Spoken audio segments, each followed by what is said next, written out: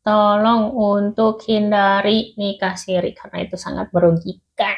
Istri dan Iya. anaknya bisa juga terlantar ya. Mau nuntut Kayak juga gitu. karena nggak punya dokumen sahnya, nggak ada legal ya. Seolah-olah nikah siri jadi jalan pintas untuk Iya. orang-orang yang nggak punya dana. Padahal Iya. kan nikah siri itu nggak diperbolehkan. Tuh Iya, sangat. yang ketahuan CCTV-nya akhirnya bilang nikah siri dia. Ini guys, kembali lagi di Cerita Sutri. Masih ngebahas soal pernikahan. Di episode kali ini kita akan membahas soal nikah siri. Jadi ada question yang masuk di instastory aku soal nikah siri itu seperti apa? Apakah nikah dengan AI iPhone? Enggak. Jadi nikah siri akan dijelaskan bersama istri aku yang memang dia adalah sebagai penyuluh di KUA. Jadi udah tahu lah tentang nikah siri. Langsung aja. Nikah siri itu memang sebetulnya seperti gimana tuh? Nikah siri itu sebenarnya di dalam peraturan atau di dalam perundang-undangannya itu nggak tertulis Ya. nikah siri, tidak disebutkan secara eksplisit, tapi disebutnya itu nikah tidak tercatat. Oh, jadi secara administrasi disebutnya nikah tidak tercatat. Ya, cuma kan kita kenalnya nikah siri. Siri itu kan dari bahasa Arab sirun, rahasia, nikah yang tersembunyi kali gitu ya. Nah itu tuh sebenarnya yang tidak tercatat maksudnya. Atau orang ada yang bilang juga dia nikah agama. Ya itu nikah agama maksudnya. Nikah agama katanya karena secara rukunnya terpenuhi. Tapi karena kita di negara hukum maka harus tercatat. Jadi disebutlah nikah tidak tercatat. Oke, kalau gitu berarti orang-orang yang nikah siri alasannya tuh karena apa tuh? Siri. Ya nikah siri, bukan siri ya. Iya, bukan siri ya, siri. Siri ya. Jadi orang-orang yang nikah siri itu alasannya kenapa ya? Yang sering ditemuin deh. Beberapa alasannya, 2 aja kali ya. Yang pertama itu karena menurut undang-undang itu batas nikah kan 19 tahun bagi laki-laki maupun perempuan. Dua-duanya ya. Ya, kalau dulu itu 16 tahun buat perempuan. Laki-lakinya? Laki-laki 19, tapi diperbarui lagi di undang-undang nomor berapa ya aku lupa. Di undang-undang itu 19 tahun usia minimal 19 untuk tahun menikah. Usia minimal untuk menikah. Nah biasanya ada orang yang sudah mungkin siap untuk menikah tetapi belum mencapai batas minimal menikah, minimal umur menikah. Jadi dia ya udahlah dinikahin aja secara siri ya gitu. Berarti yang anak-anak mungkin bisa dibilang di bawah umur 19 tahun itu mereka jadi salah satu alasan kenapa mereka nikah siri. Karena sebenarnya bisa aja untuk nikah tercatat di KUA, tapi harus mengajukan dispensasi ke pengadilan agama. Ke pengadilan agama untuk yang di bawah 19 tahun itu. Iya, jadi harus ada dispensasi nikah dulu. Nah, baru kalau keluar putusan dari pengadilan dikabulkan, maka bisa tuh dicatatkan di KUA nikah biasa aja. Jadi gitu. Tidak perlu nikah siri walaupun emang nggak usah nikah siri mah. Iya, maksudnya nggak perlu lah mereka ngelakuin nikah siri karena langsung aja ke KUA udah dapat dispensasi pengadilan agama. Benar. Itu alasan pertama kan? Ya. Yang kebanyakan berarti kebanyakannya kayak gitu. Terus alasan yang keduanya karena budaya di kita nikah itu harus gede-gedean. Dia mikir, wah ini kalau misalkan aku nikah belum siap kalau uangnya harus nilai besar. Nikah, nanti aku harus bikin pesta gede dan aku nggak siap, udahlah nikah siri aja. Padahal itu salah ya? Iya. Nggak perlu ya? Wah itu rupiah di hari kerja dan jam kerja. Untuk apa kita nikah siri? Mungkin aja nikah siri itu kan sesiri-sirinya nikah pasti kan ada acara. Mending dipakai buat nikah di KUA, terus makan-makan sama keluarga, itu uang nikah siri. Jadi nggak perlu ada lagi kayak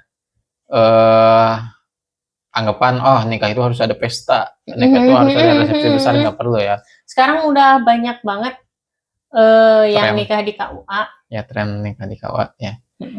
Ya itu mungkin ketakutan orang-orang, bukan ketakutan ya, kayak paradigma orang-orang Iya, banyak gitu iya. ya. Kalau nikah itu kita harus bikin pesta yang besar. Hmm, Belum ada uangnya.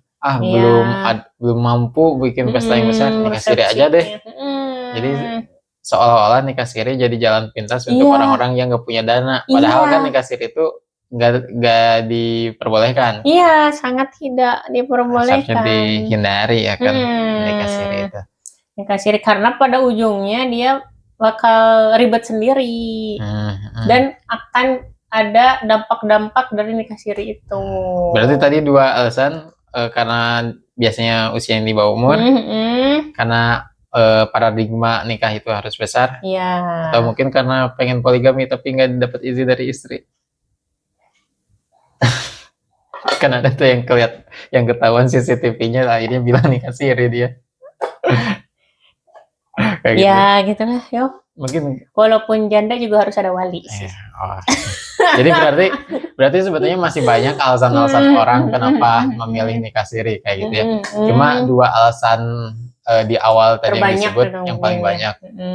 Nah sebetulnya dari nikah siri itu ada dampak yang bakalan dirasain nggak sih buat si orang yang melakukan nikah siri itu? Mungkin akan sangat terasa ketika dia mengurus administrasi kependudukan. Itu akan terasanya di situ. Begitu pas awal dia nikah siri, mungkin dia bakal ngerasa biasa-biasa aja. Tapi ke depannya dia punya anak. Anaknya mau bikin akte susah tuh. Terus ke depannya lagi dia misalkan mau bikin paspor mungkin sama suami istri itu ditanya buku nikah nggak ada. Jadi jangka panjang lah ya. Akan kerasanya. Mungkin kalau akan sangat terasa juga bagi perempuan karena itu kan mungkin memang terikat pernikahan secara agama teh ya. Ya udah sah lah secara agama.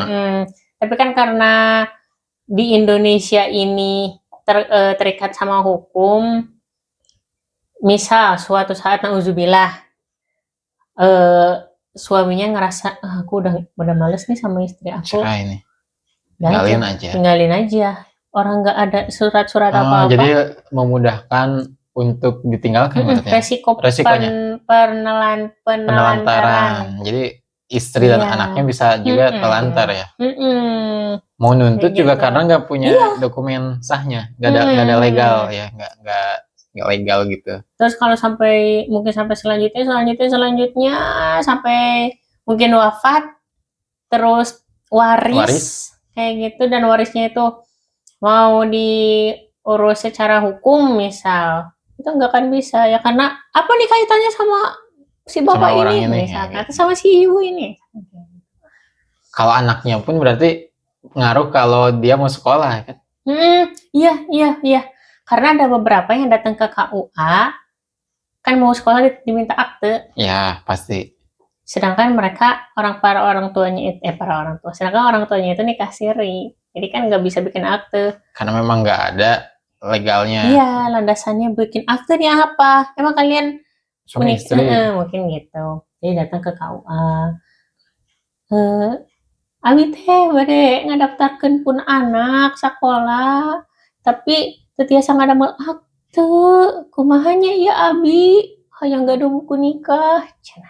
Kan ujung-ujungnya juga pengen buku nikah lah. Ya, walaupun mungkin di awalnya mereka nggak mikir ke situ ya, nggak akan mikir gampang lah, kan gitu ya. Tapi akhirnya jadi bom waktu aja, jadi bola salju. Makin lama makin ribet juga ternyata. Itu ya dampak dari nikah siri berarti. Jadi akan sangat terasa itu di administrasi sih, dan akan sangat terasa bagi perempuan dan anak. Ya walaupun ya amit-amitnya jangan sampai lah ya ada penelantaran, dan jangan sampai sebetulnya ada yang menikah siri gitu. Dihindari.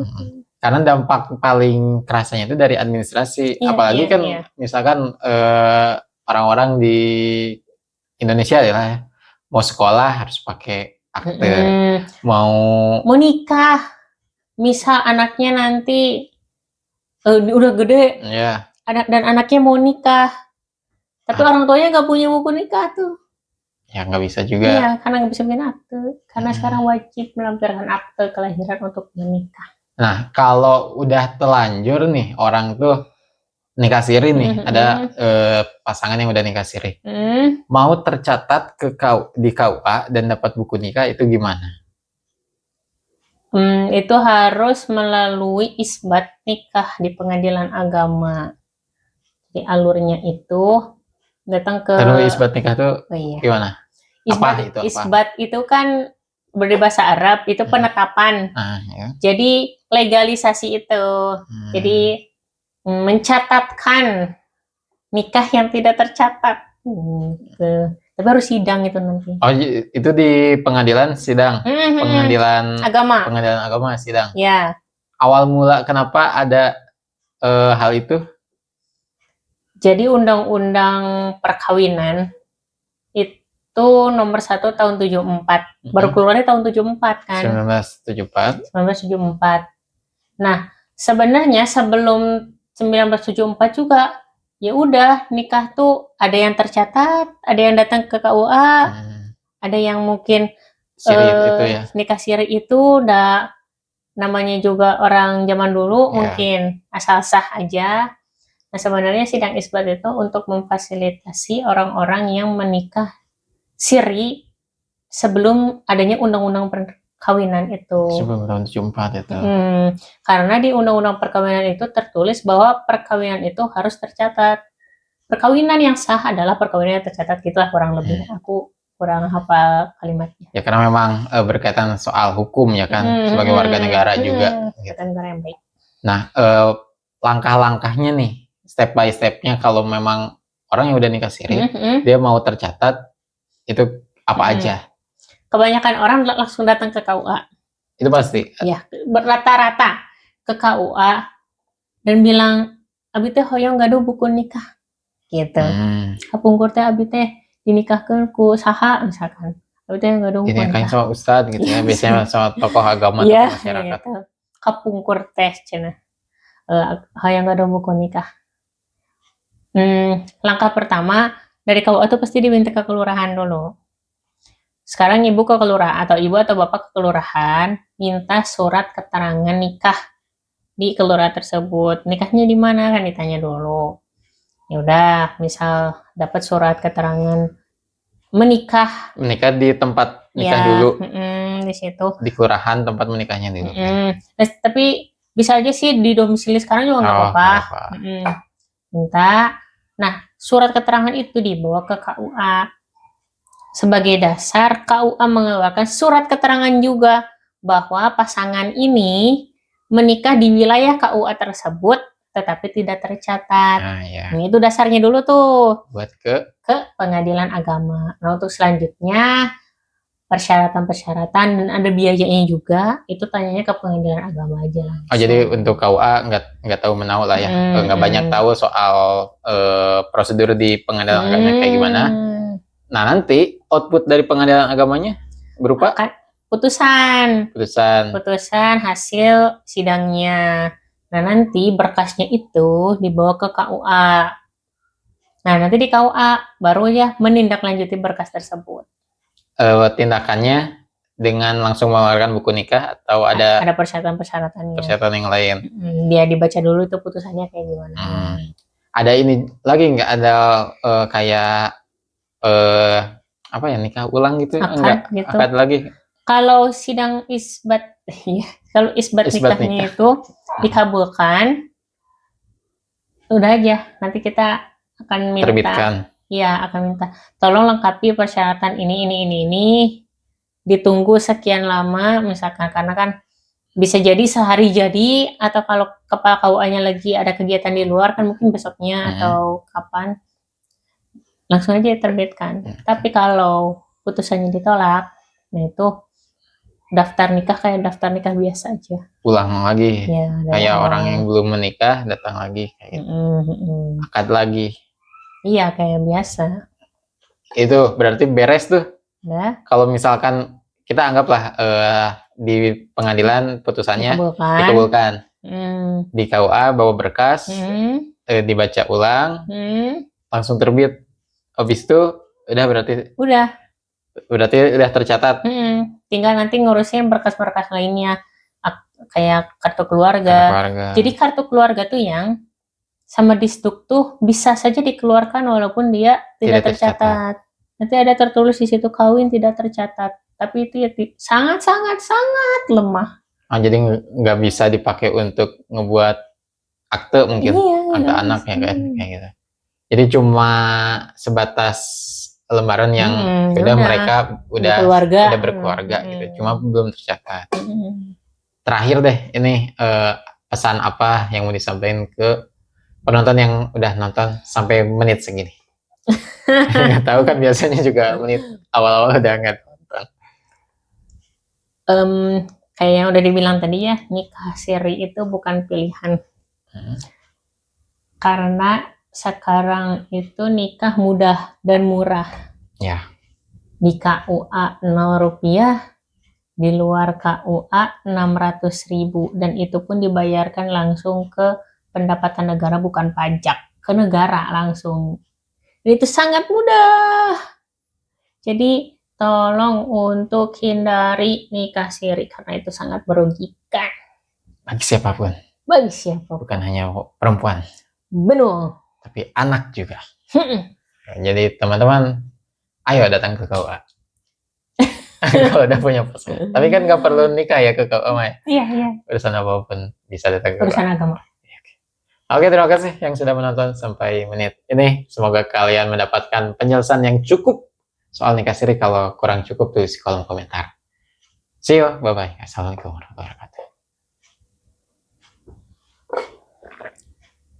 Terus dulu. Apa sih orang?